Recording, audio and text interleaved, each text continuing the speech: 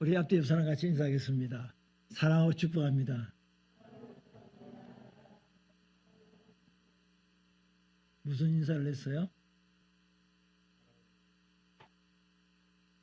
진짜로요? 진정으로요?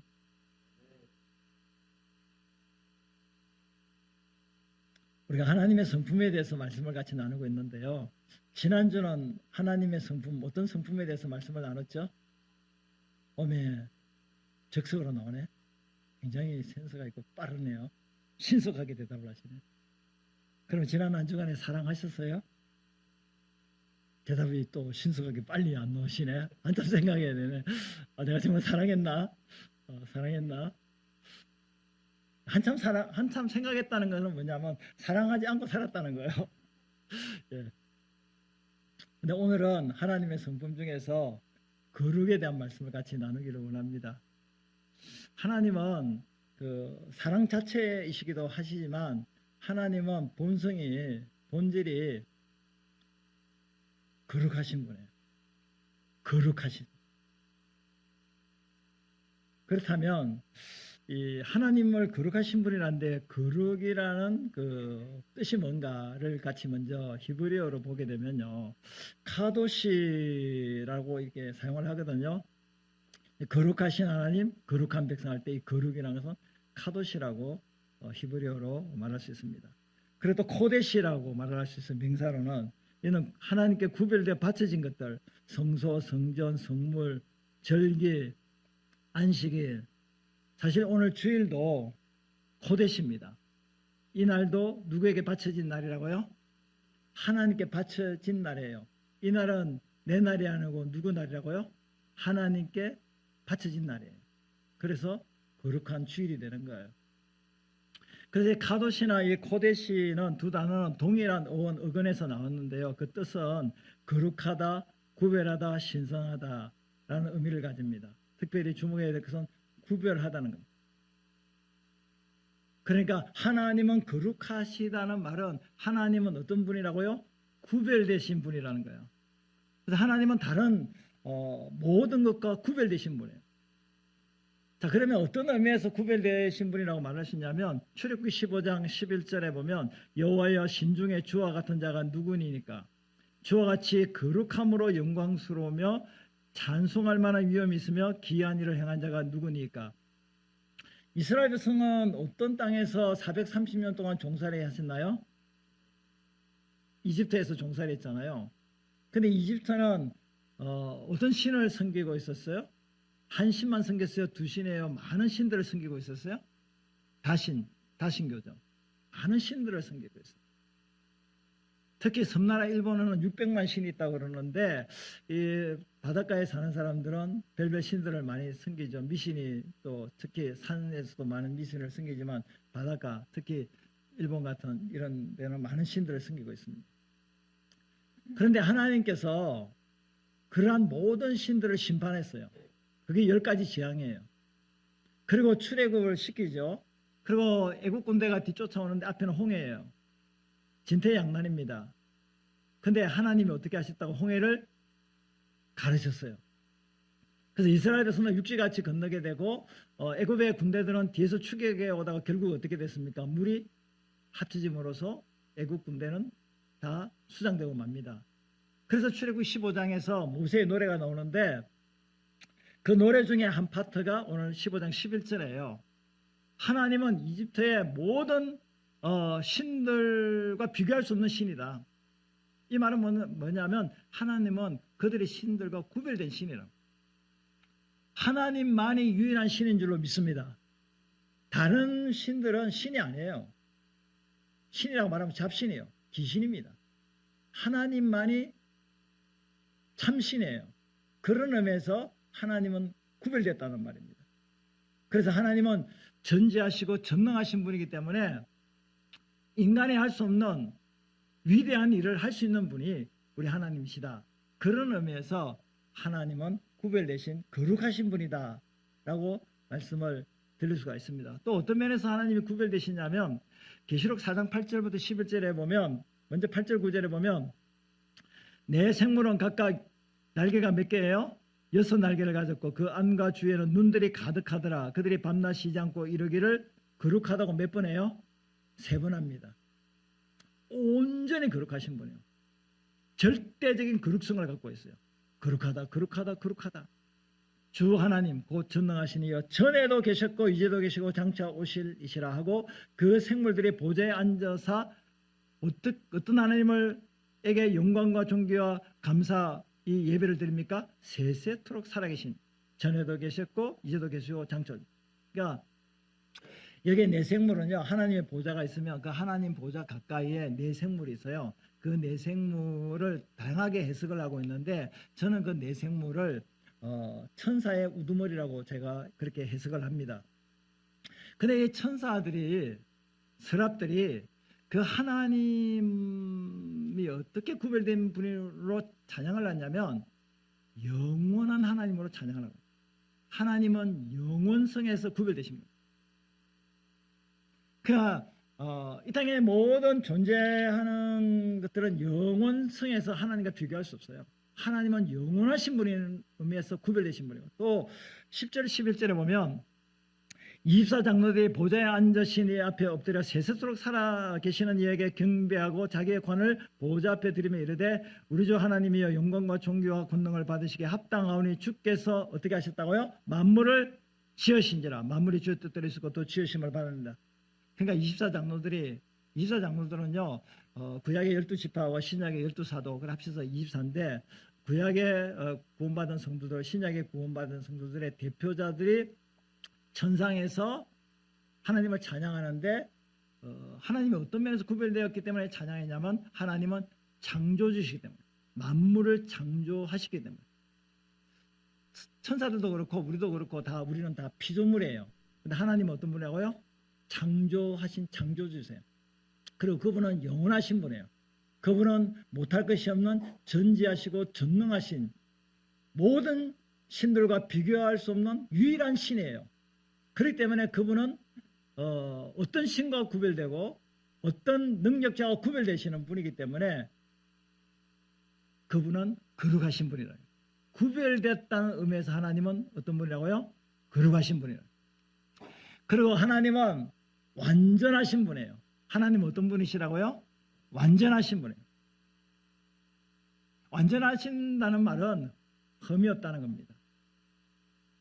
온전하시던 분이에요. 그래서 이사야 5장 16절 같이 한번 읽겠습니다. 오직 만군의 여호와는 정의로우심으로 높임을 받으시며 거룩하신 하나님은 공의로우심으로 거룩하다 일컬음을 받으시리니. 하나님은 완전하시기 때문에 정의와 공의를 시행하시는 분이에요.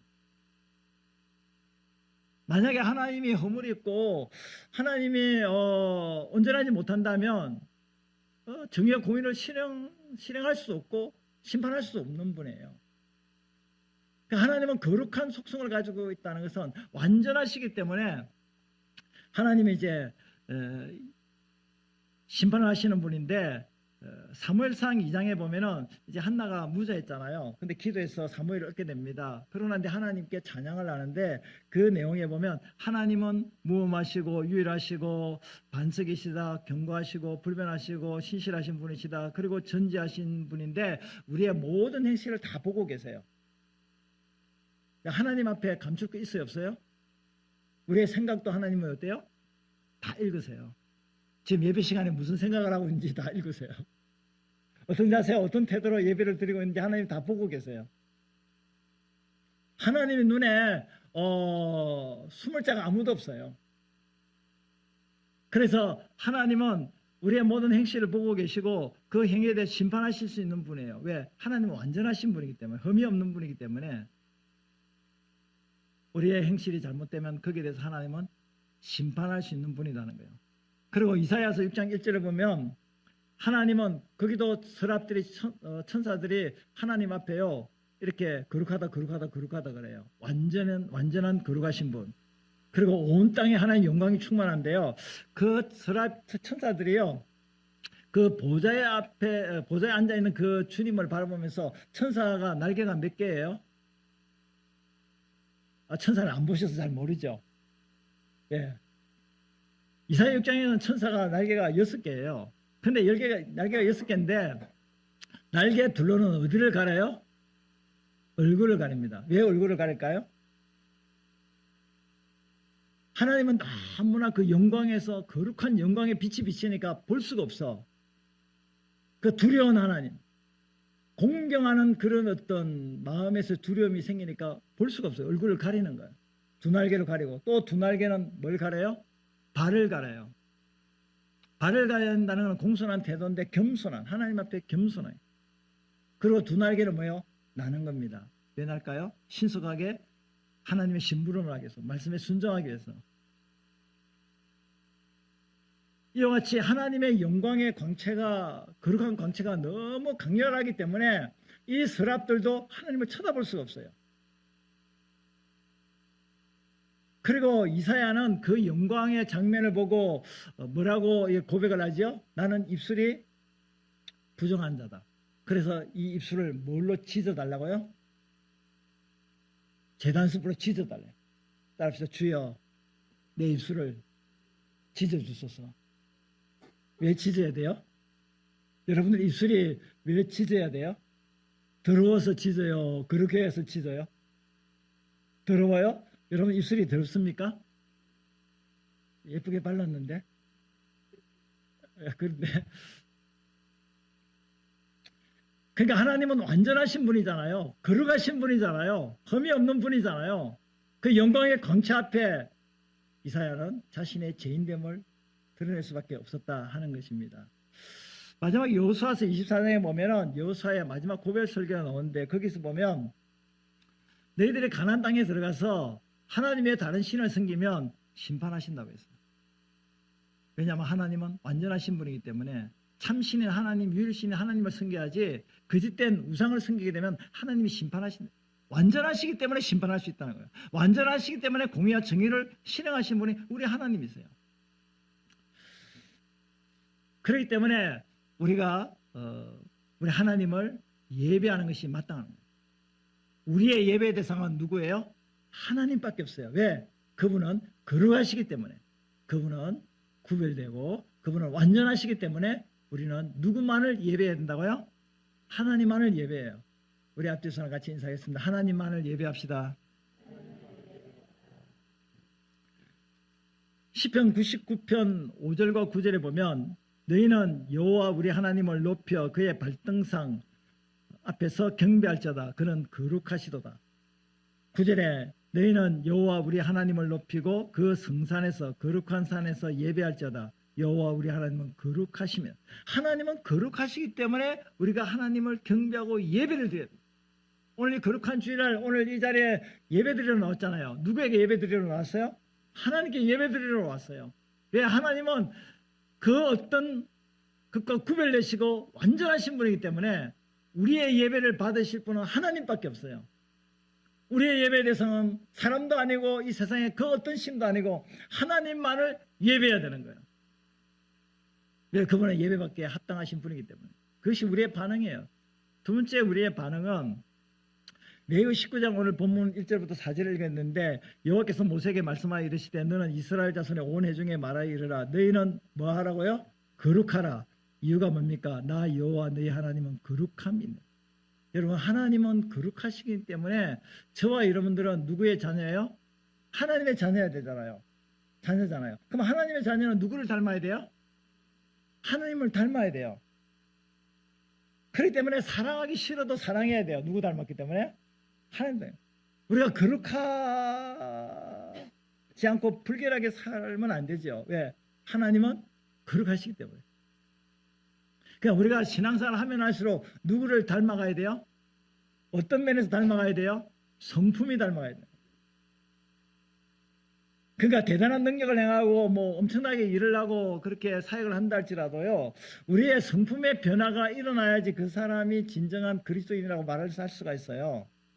성품의 변화가 중요해요. 그래서 하나님이 거룩하시기 때문에 우리도 거룩하고, 하나님이 완전하시기 때문에 우리도 완전해야 됩니다. 하나님이 구별되시기 때문에 우리도 구별돼야 됩니다. 우리는 주님을 닮아가는 주바라기입니다. 우리 앞뒤 사람 다시 인사하겠습니다. 우리는 주바락입니다. 예배 시간에는 누구 바라봐야 돼요? 저를 바라봐야 된다고요? 예배 시간에 또 주님 바라보세요. 주님 바라보세요. 예배 시간에도 주님 바라보세요. 3절에 보면 너희 각 사람 부모를 경외하고 나의 안식일을 지키라. 나는 너희의 하나님 여호와이니라. 너희는 헛된 것들에게로 행하지 말며 너희를 위하여 신상들을 부어 만들지 말라. 나는 너희의 하나님 여호와이니라. 먼저 우리가 반응을 보여야 될 것은 뭐냐면 거룩한 삶을 사는 건데, 베드로서 1장 14절 17절에 보면 너희는 순종하는 자식처럼 전에 알지 못하던 때에 따르던 너희 사욕을 본받지 말고, 전에 예수님을 믿기 전에는 우리가 어떤 삶을 살았냐면 사욕, 악한 정욕을 본받으며 살았다는 거예요. 근데 예수님을 믿고 난 이후에는 우리는 순종한, 하나님 말씀에 순종하는 자녀로 살아야 됩니다. 그것이 하나님 앞에 예배에 합당한 삶을 사는, 거룩한 삶을 사는 거거든요. 그래서 오직 너희는 부르신 거룩한 이처럼, 하나님처럼 너희도 모든 행실에 거룩한 자가 되라.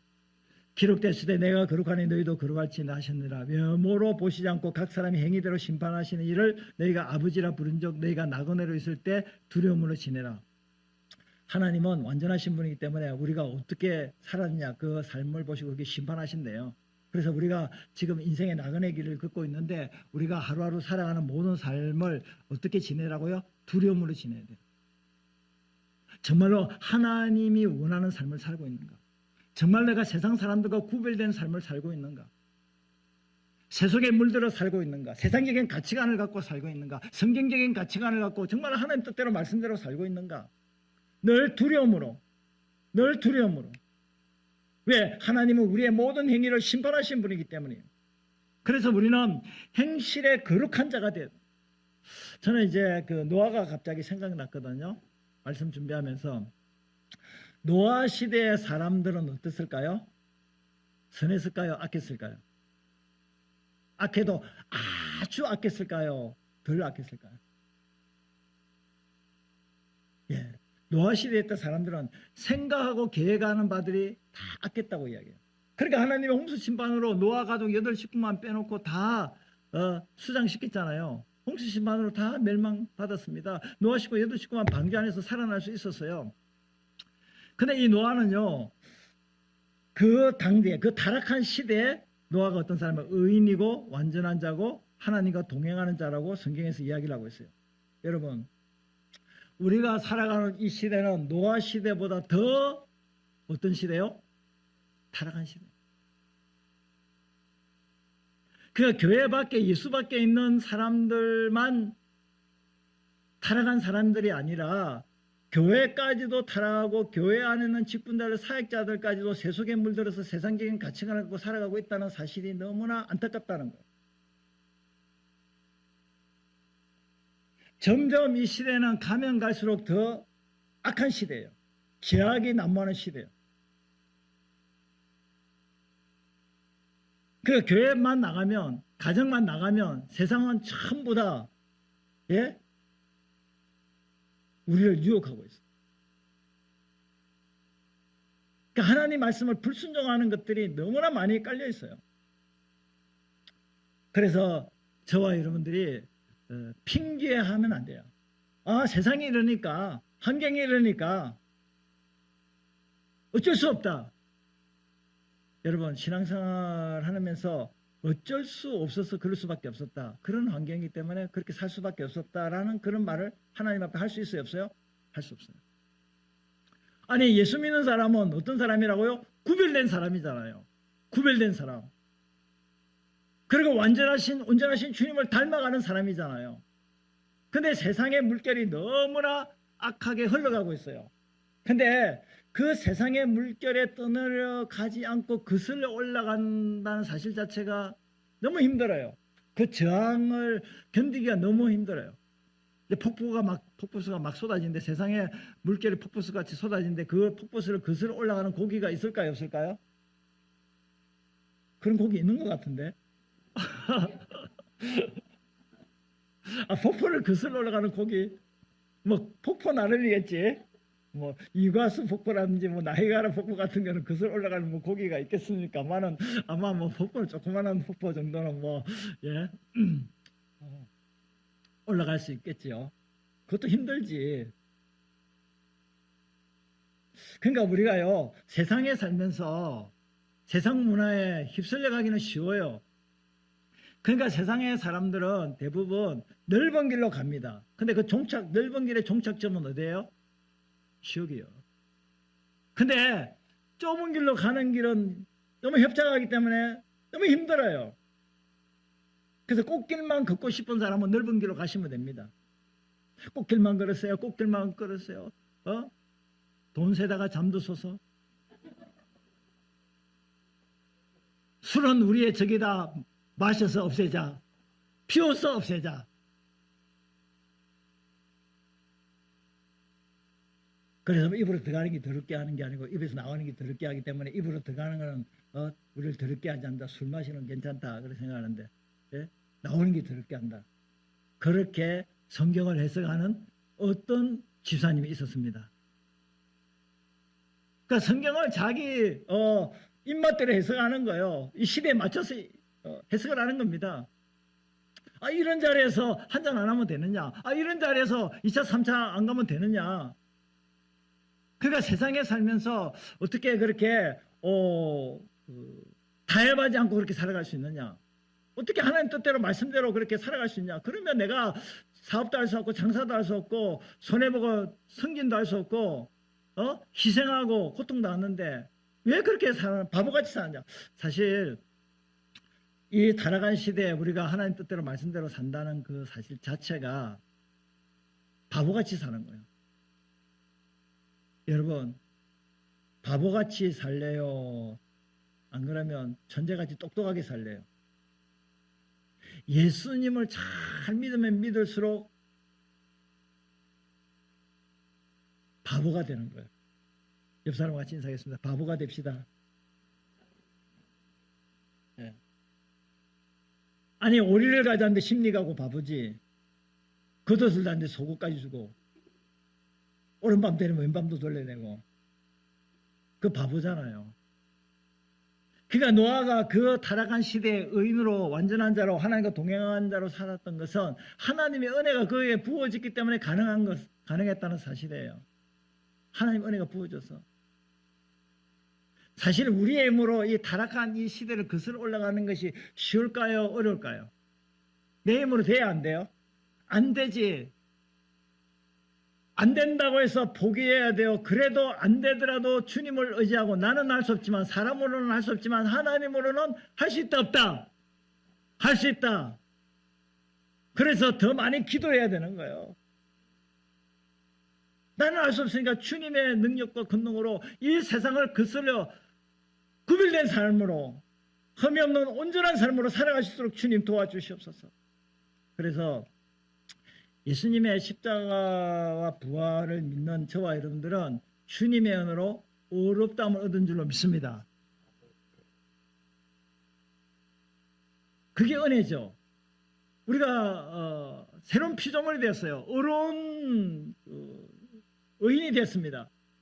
그런데 우리가 의로운 의인이 됐다면 새로운 새 사람이 됐다면 새 생활을 해야 되잖아요. 그래서 로마서 12장에 보면 그러므로 형제들아 내가 하나님의 모든 자비하심으로 너희를 고난해 너희 몸을 하나님 기뻐하시는 거룩한 산 제물로 드리라. 이는 너희가 드릴 영적 예배에 합당한 예배다. 거룩한 산 제물. 구약에서는 이제 죽여서 제물을 드리잖아요. 근데 우리는 거룩한 살아있는 제물이래요. 살았습니까? 죽었습니까? 살아있잖아요. 우리가 산제물이라는 것은 우리의 일상을 통해서 살아가는 삶을 통하여 하나님 앞에 거룩한 삶을 통하여 하나님께 드리는 제물이 되어야 된다. 우리가 매일의 삶이 더러운 삶을 산다면 세속에 물들어 산다면 우리의 삶을 하나님이 받아주시지 않는다는 거예요. 예배라는 것은 뭐냐면 하나님을 높이는 거예요. 하나님께 우리를 드리는 겁니다. 우리가 산제물, 거룩한 산제물로 살아가면 하나님 우리의 삶을 받으신다니까요. 근데 우리가 반대로 거룩하지 않고 세속에 물들어서 그렇게 살아가면 하나님 우리 삶을 받아주지 않는다. 우리 인생을 나를 받아주지 않는다는 거예요. 예배는 뭐냐면 예배는 드려지는 게 예배예요. 할렐루야. 우리가 한주간에 세속에 물들어 살아서 하나님 앞에 예배 드린다고 이 자리에 나온다 할지라도 예배를 받지 않으세요. 그래서 우리는 항상 무슨 무슨 기도를 해요? 회개 기도를 하는 겁니다. 그리고 예수 십자가의 보혈로 정결하게 되어서 나를 드리는 시간을 갖는 거예요. 예배는 보는 게 아니에요. 예배는 나를 드리는 시간이에요. 내가 은혜를 받기 위해서 예배 드리는 게 아니고 그분을 찬양하고 그분을 높이기 위한 목적으로 예배를 드리고, 그러면 주님이 우리에게 은혜와 긍휼과 자비를 베풀어 주시는 거예요. 그래서 2절에 보면 너희는 이 세대를 본받지 말라. 거룩한 산재물이라고 영적 예배에 합당한 예배자로 살기 위해서는 이 시대의 세대를 본받으면 안 된다. 변화를 받아야 된다. 성령의 능력으로 변화를 받아서 하나님의 기뻐하신 온전한 뜻이 무엇인지 분별하고 그 하나님 말씀대로 사는 그 삶이 거룩한 삶이라는 거죠. 그래서 이 삶이 참 중요합니다.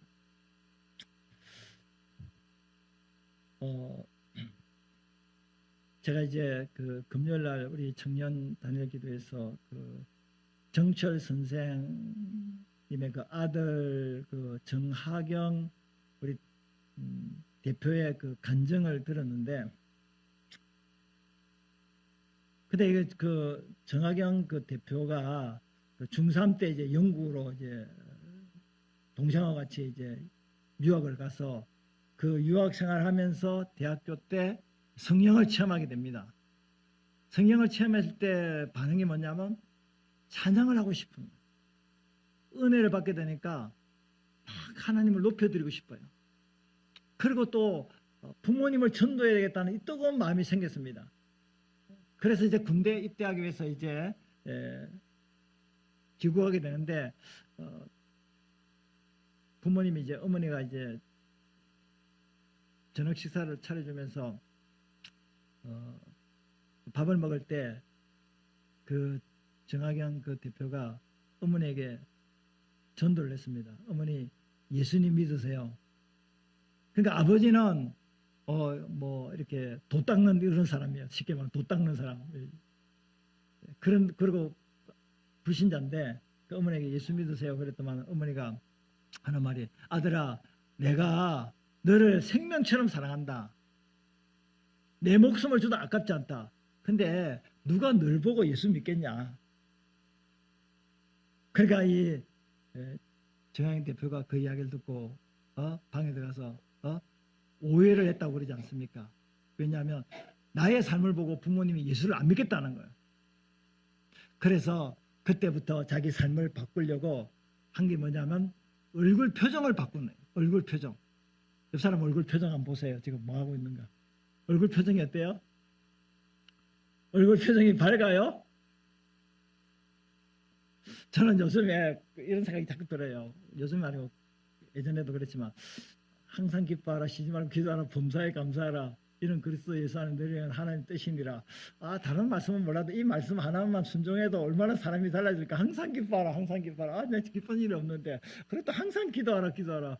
그리고 항상 감사하라. 요 세 가지만 진짜 실천만 해도 완전히 구별된 삶을 살고 완전한 삶을, 온전한 삶을 살 수 있겠다. 뭐 거두절미하고 성경의 수많은 구절 다 제외하고 요 말씀만 가지고만 살아도 정말 내 인생이 얼마나 달라지고 변화됐을까, 그런 생각을 문득 하게 되거든요. 그래서 이 정하경 대표는 일단 얼굴 표정부터 바꿔야 되겠다.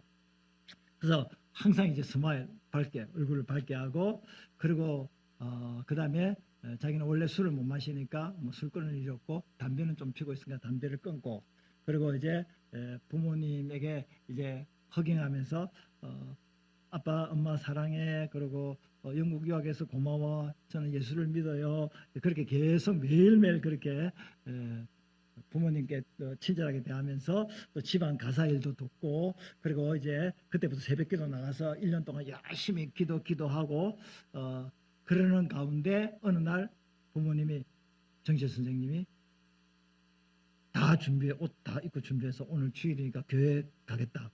그래서 교회 와서 예수를 믿고 구원을 받고 지금 이제 그렇게 신앙생활을 열심히 하고 있다고 그런 간증을 듣게 됐습니다. 결국에는 뭡니까?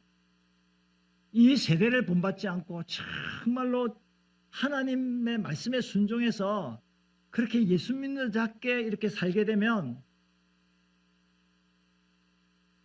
복음을 증가하고 나로 말미암아 예수 믿는 사람들이 많이 생길 수 있다는 것을 우리가 알 수 있습니다. 중요한 건 삶의 변화입니다. 예수 믿고 구원받은 자의 변화는 삶의 변화예요. 우리는 어떤 사람이에요? 구별된 사람이에요. 그러니까 히브리어의 거룩은 카도시, 코데시라고 이야기하지만 신약 성경에서 거룩은요 하기오스인데요. 그거를 성도라고 부르는 거예요. 성도. 제가 이제 지난주에 이제 목요일날 전도하러 갔잖아요. 전도하러 갔는데 거기 그 열푸른 공원에 정자에 그 노인들이 80 정도, 7, 80대 노인들이 7, 8명 앉아 계시더라고요. 예. 여자들 뭐 남자 노인들이, 할아버지들이. 그래서 제가 이제 마스크 전도지를 나눠드렸어요. 그러니까 누구세요? 라고 묻더라고요. 누구세요?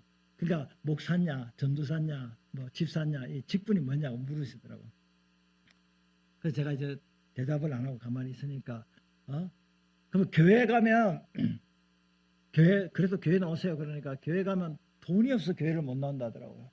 돈 없어도 괜찮아. 우리 교회는 스스로 알아서 헌금하니까 헌금 없어도 돼요. 그리고요 보쌈도 줍니다. 보쌈. 그러니까 보쌈 준다니까 공짜로 보쌈 얻으면 부담스럽다는 거예요. 아니 국수도 줍니다. 카레도 줍니다. 그러니까 그래요. 뭐 그러면 몇 시에 한다? 11시에 한다고 예배 드린다고. 근데 제가 이제 그때 그 직분이 뭐냐고 물을 때 갈등을 제가 느꼈어요. 왜 그러냐면 목사라 하면 또 부담스러울 것 같고 또 목사라 안 하면 또 거짓말하는 거. 그래서 제가 성도라 그랬어요. 성도. 그 성도가 뭐야 물었더라고요. 또 성도는요 교인을 말합니다. 신자를 말합니다. 근데 여러분 퀴즈입니다. 제가 왜 목사라고 하지 않고 그냥 성도라고 왜 이야기했을까요? 왜 성도라고 이야기했을까요? 성도 헬라어로 하기오스. 성도는 거룩한 자라는 게 성도예요. 구별된 사람이요. 저는 성도입니다. 저는 구별된 사람입니다라는 뜻이거든요. 여러분 죄송합니다만 목사님이라고 해서 천국 가는 게 아니에요. 장로님이라고 천국 가고 군사님이라고 천국 가는 게 아니에요. 누가 천국 가는 줄 아세요? 성도가 천국 가는 거예요. 누가 천국 간다고요? 성도가 천국 가요. 제가 목사님입니다라고 말하는 것보다 뭐라고 말하는 게 더 맞는 말일까요? 저 성도예요. 제가 하는 일이 목회 일이지 제가 성도예요. 성도는 초신자를 성도라고 말하는 게 아니에요. 그 뜻은 나는 구별된 사람입니다. 그 뜻이에요. 그래서 우리가 구별된 삶을 살기 위해서는 오늘 이 레위기서 본문에서는 세 가지만 이야기해요. 십계명을 지키는 게 구별된 삶이에요. 하나님 사랑, 이웃 사랑하는 거예요. 근데 오늘 또 어버이 주일이라서 오늘 본문에 그렇게 해당이 되네요. 부모를 공경하라, 순종하라는데 이 5계명인데 부모를 경외하라고 이야기를 하고 있어요. 경외. 그러니까 10계명의 1계명부터 4계명과 하나님 사랑, 5계명부터 10번째 계명은 이웃 사랑이잖아요. 근데 이웃 사랑의 첫 번째 계명이 뭐예요? 부모 공경이에요. 그럼 하나님 사랑, 이웃 사랑에 연결시키는 것이 뭐예요? 5계명인 부모 공경하는 거예요.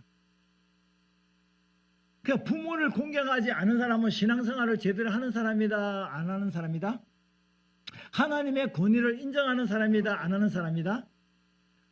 거룩하신 하나님을 예배하는 사람이다, 안 하는 사람이다? 부모 공경을 잘하는 사람이 하나님을 예배하는 사람이에요. 부모 공경을 잘하는 사람이, 순종하는 사람이 하나님 앞 합당한 예배를 드리는 구별된 사람이에요. 그러니까 결국에는 우리가 부모님을 잘 공경하느냐 공경하지 않느냐에 따라서 그 사람의 신앙을 판단할 수가 있어요. 결혼을 해야 될까 말아야 될까 이 결혼 배우자를 정하는 데서도 무엇이 큰 기준이 되어야 된다고요? 아무 생각이 없으시네.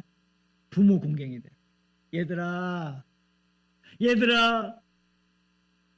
어떤 사람과 사귀고 배우자 결혼 대상자로 삼아야 되지? 부모 공경하는 사람.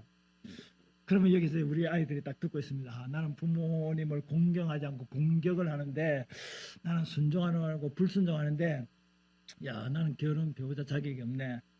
나는 미혼으로 살아야 되겠다.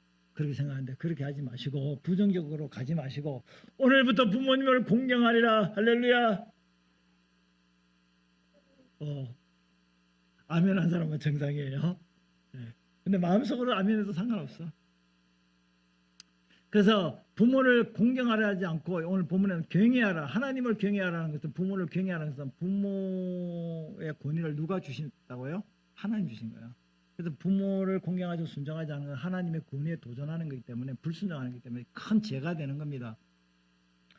그리고 아버지는 가정의 제사장이에요. 아버지가 가정의 제사장이에요. 왜냐하면 자녀들 하여금요 부모를 공경할 수 있도록 순종할 수 있도록 부모가 어떤 역할을 하는가 굉장히 중요해요. 부모가 특히 아버지가 가정의 제사장 역할을 하지 않으면서 야 아버지 공경해 엄마 공경해 물론 말씀에 순종하면 명령이기 때문에 자격이 없어도 공경을 해야 되겠지만 순종해야 되겠지만 부모로서는 특히 아버지는요 가정에 뭐라고요? 목회자예요. 그래서 저희 교회는 이제 6월달부터는 장로님, 김장로님, 유장로님 6월달부터는요 이 점심 먹고 난 뒤에 이제 남자들만 모여가지고요 제가 아버지 교육을 같이 할 수 있도록 저도 아버지니까 같이 교육할 수 있도록 왜냐하면 아버지는 가정에 뭐예요? 목회자예요. 아버지는 뭐라고요? 가정의 목회자예요. 그러니까 어떤 분이 그렇게 이야기했다잖아요. 우리 목사님 그 강대상에서 안 내려왔으면 좋겠다. 왜? 강대상에서는 거룩하잖아요. 제가 강대상에서 거룩합니까? 강대상에 내려가면 거룩합니까? 대답 잘 못하잖아요. 여기가 더 거룩하게 보이잖아요. 내려가면 조금 덜 거룩하게 보이죠. 조금 덜.